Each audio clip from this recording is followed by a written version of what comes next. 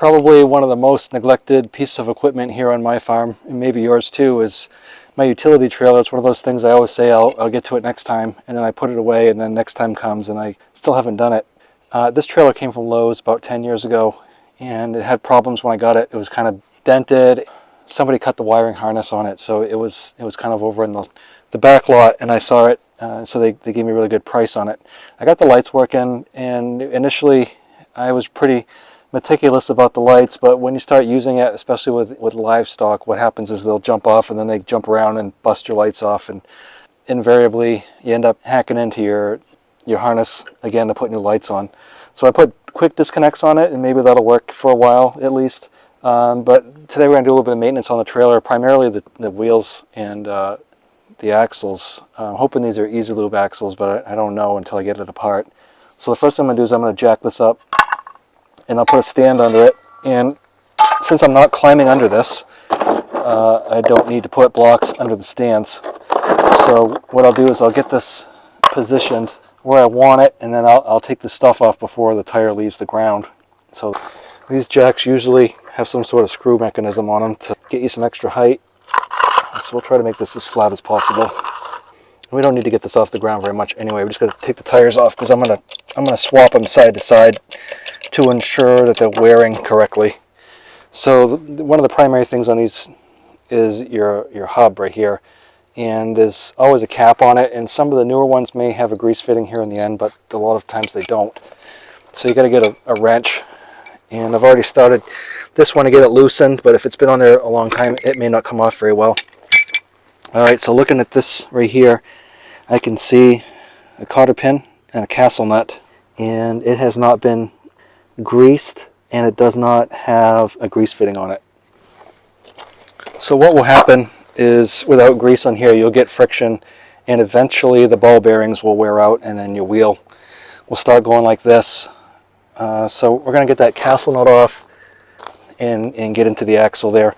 But the first thing we're going to do is take the tire off and get that out of the way, and then we'll check the pressure on it and swap it to the other side. So let's go ahead and take the tire off. I'm just going to start it while it's on the ground.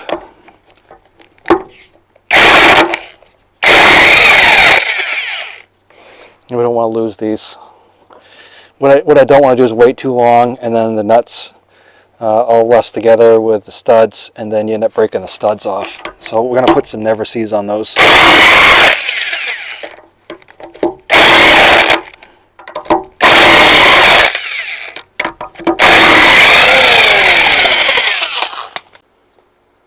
Alright, so we're going to jack this up, and I've loosened up a couple of them. So we're going to lift it right up off the ground. And I left the nuts on tight enough so when I go to check the side-to-side wobble, the fact that I loosened up some of the lug nuts isn't going to play a factor in that. Now, I've left this connected to the truck because I'm going to check the lights after. But if you don't have it connected to a vehicle, you want to make sure you've stabilized this in a manner that it's not going to roll on you and get on top of you. Alright, so I've got the jack stand underneath, and now I'm just going to set it down just a little bit so it's resting on the jack stand. And again, if I was going to crawl under and work on the axle, I'd want to set these jack stands on some planks because I can hear it settling in the dirt, and so that's dangerous if you're going to crawl under it, but I'm not going to do that. So we're going to check the side to side here, and I can see it wiggling on the lugs a little bit, but the hub itself is not moving. It's good and solid. So we'll go ahead and take the rest of these lugs off, get the tire off, check the pressure on that, inflate it, and then we'll get the tire off on the other side and bring it over. And while we're doing that, we're going to put some grease in these bearings.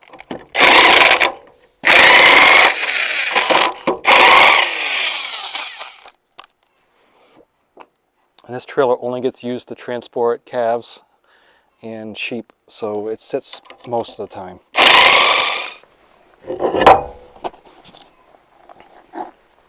Alright, so we'll check that tire out here in a second.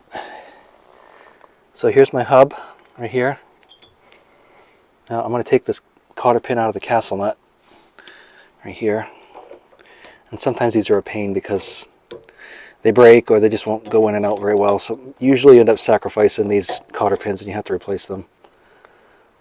In fact, I think I would recommend that you replace the cotter pins if you're going to take this castle nut off, because this cotter pin is what prevents the castle nut from spinning off. And on this side in particular, where the wheel's turning this way, and to loosen up the castle nut, it goes this way, unless it's a left-hand thread, which we'll find out. It may be on some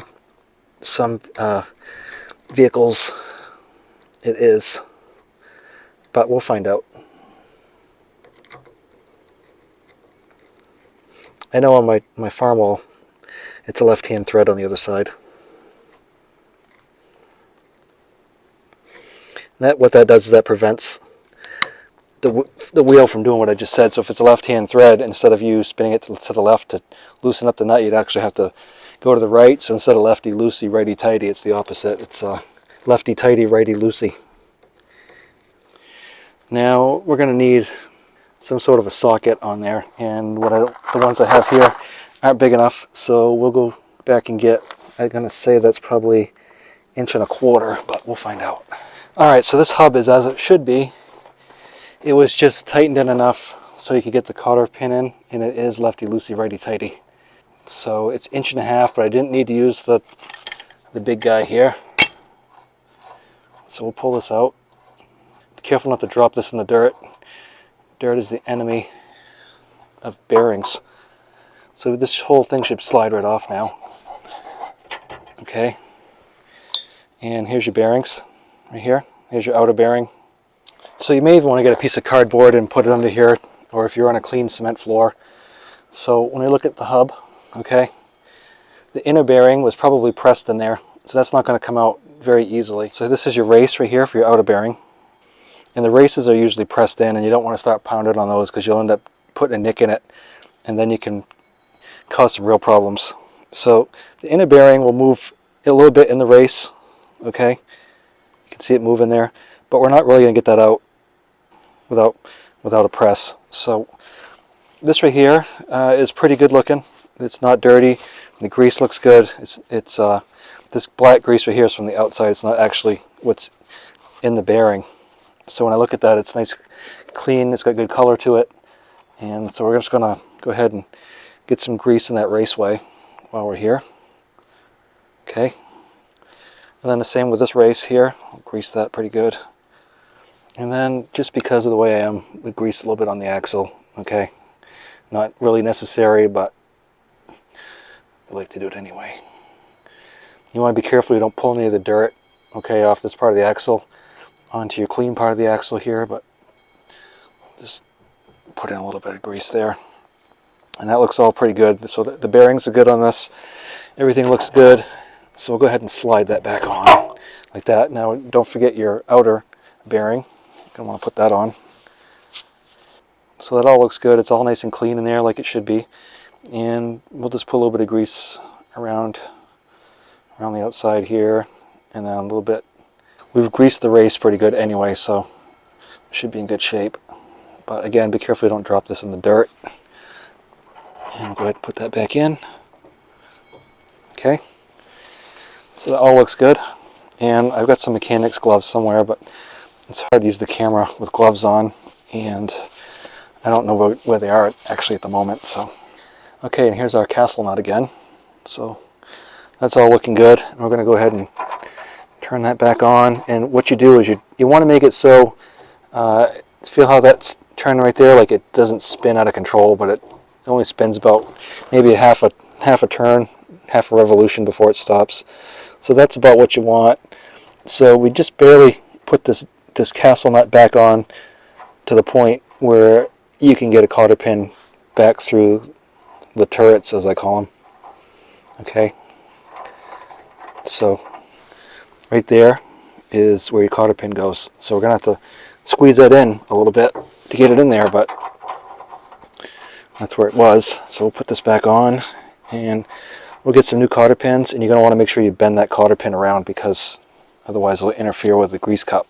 You can get these cotter kits pretty cheaply from Amazon or the hardware store, or I think this one came from Tractor Supply. So you want to pick a cotter pin as close to the one that you took out as you can find. And this one's going to be for sure longer. So I don't have anything short enough, maybe. This one's too small. Let's see. The problem with the cotter pins is invariably they get, something happens. All right, this one right here will work. You know, the case gets shuffled around and then stuff falls. So we'll tighten this up until we can see the hole there. Now, if this was dirty, we'd want to take all the bearings. You could take the whole hub and soak the whole hub and the whole deal in a bucket of kerosene, and then get a paintbrush or something and work it in and just keep cleaning it until you can get all the gunk off. But this one looks really good, so we don't really need to clean it. We're just going to add some more grease. And so there's our cotter pin. Okay. And then, so this one is too short. I thought it would work, but it's not gonna. So we'll take the long one and go in and we'll just bend it around.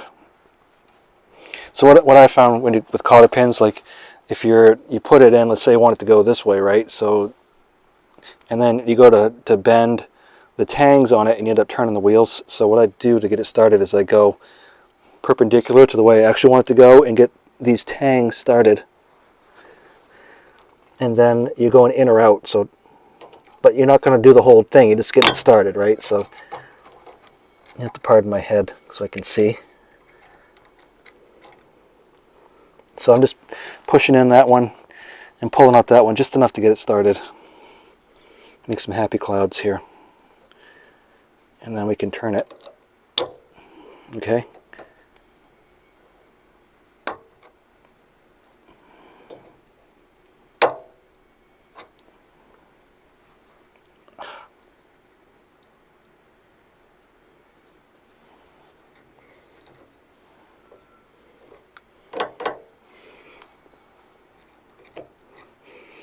So we've got that situated, so when we go ahead and put this back on, it's going to hide itself underneath this cup, because this cup has to clear between the top of the cotter pin. So we'll bend these tangs around.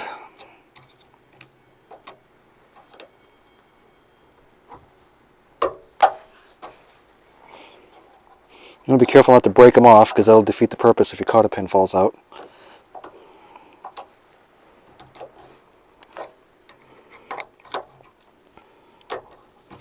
It may take you a minute to get them to a point where you can get it in behind them. And some of you may have some suggestions on how to do this a little bit more efficiently than me, because I don't do this all the time. It's only once every few years kind of deal for me. And so that'll fit back on, right? So what I'm going to do is just put a little bit of grease here. That way it'll go back on.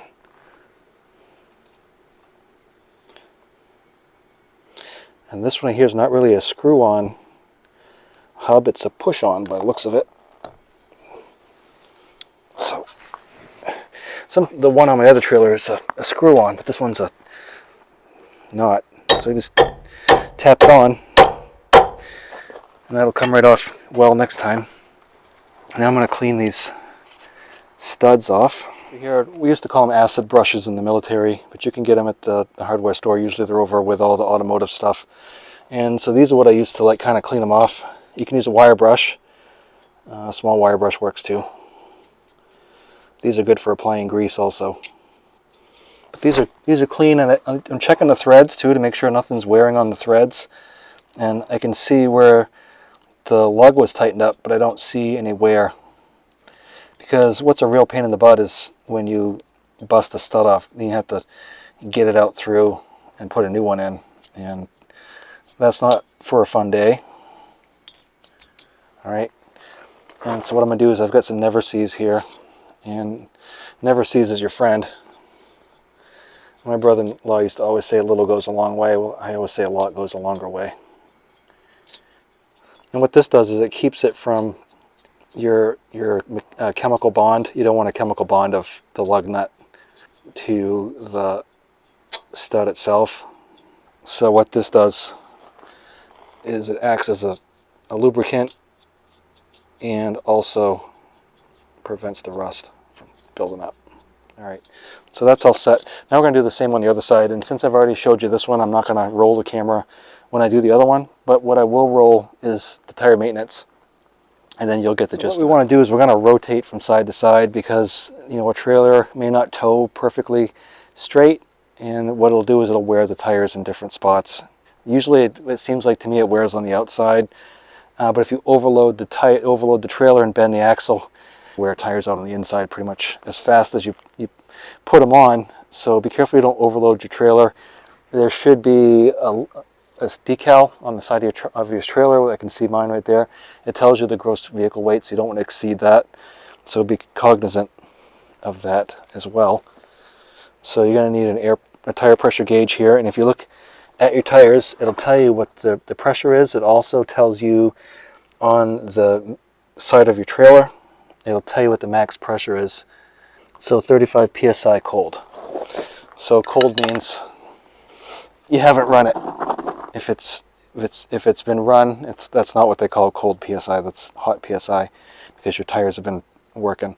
So we want to check for 35, and I usually do this a couple times just to check to make sure I get it right because I never seem to push it on straight. It's pretty flat. So we'll put some air in there. Alright, so we've greased our hubs. We've put never sees on the studs. We've inflated our tire to the correct pressure. And we've swapped sides. Now it's time to put these back on.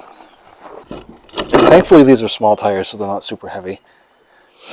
What I usually do is I have this up off the ground and spin these on almost snug.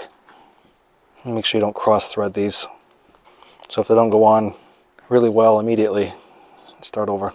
The way I like to put nuts on is if you kind of back it up like 1/8 of a turn, it'll set it on the threads and then it'll start. So don't be afraid to back it off and then put it back on.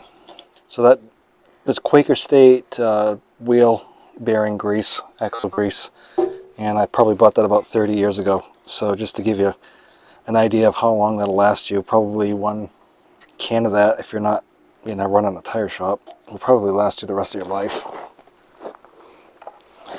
So we have our impact gun, and you always want to go opposites. So we'll start right here at the top, and then we'll go down here at the bottom, and then opposite that, opposite that, opposite that, and then I kind of just quickly go over it again, just to make sure everything's good, snug. Alright, so when it comes to lights, you can be like I was and do everything to military specifications, and you'll have something happen, like you'll back into something, or in the case of me, the calves jumped out of the back, and while I was putting one away, the other one stomped this. So you can spend a lot of time making this look pretty, and then after it gets broken, you can do it again.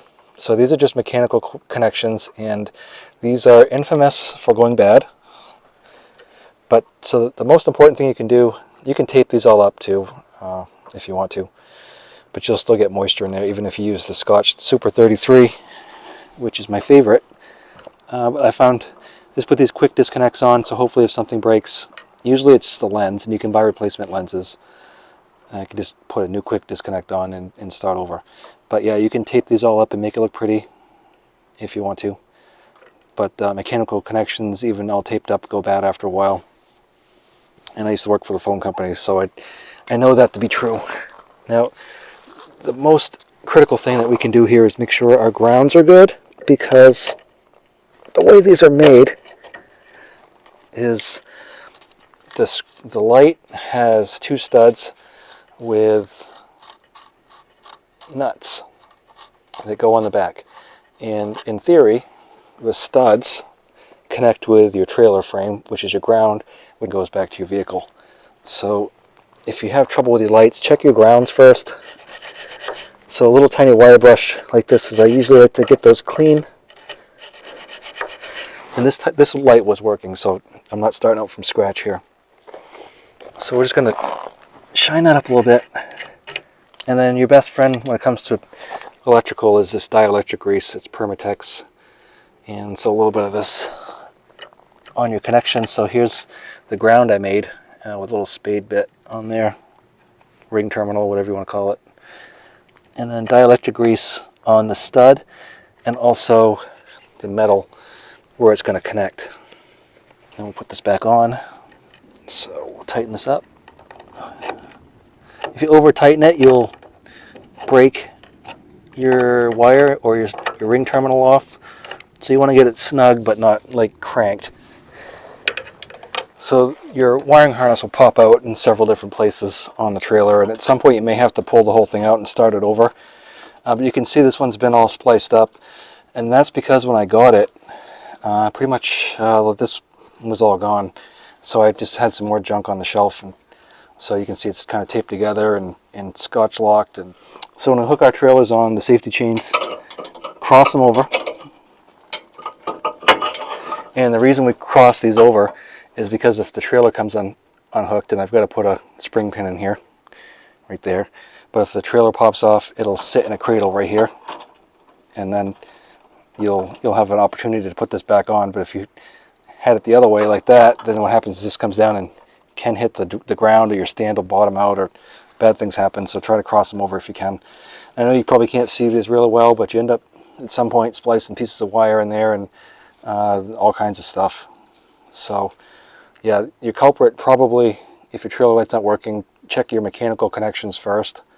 And you can get a wiring diagram for these. Usually it comes with the kit. It tells you which goes where, like which one goes to the tail lights for turning or brakes. And this is only a 4-pin. Before we connect this, you want to put dielectric grease on these as well. You know, the round one is if you have electric brakes. This one doesn't. So just 4 pins. Stop and turn.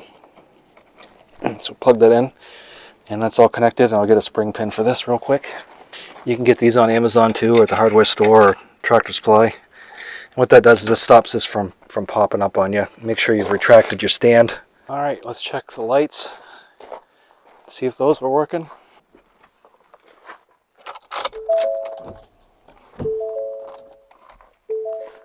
Left turn, right turn, and so the left side has an LED, the right side has incandescent, so you'll notice there's quite a bit of difference in the brightness of them.